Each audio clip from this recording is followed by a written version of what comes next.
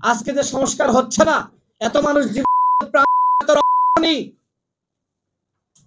আমাদের কি সংস্কারের জন্য আরেকটি গণ অভ্যুত্থান করতে হবে? আমি নাহিদ ইসলামকে বলতে চাই, কোন উপদেষ্টা জুলাই তার নাম প্রকাশ করেন? এখন কি তাহলে আপনার কথা শুনছে না, আপনার নির্দেশনা মানছে না? তাদেরকে যে চুক্তিতে নিয়োগ দিয়েছিলেন সেই চুক্তি কি বাস্তবায়ন করছে না? এই জন্য কি এখন বলছেন যে তারা জাতির সাথে করছে?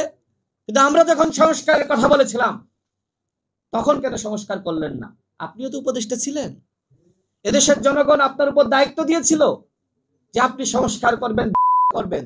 প্রধান উপদেষ্টার পরে আপনি সব থেকে ক্ষমতাশালী ছিলেন, আপনি পদত্যাগ কেন করলেন?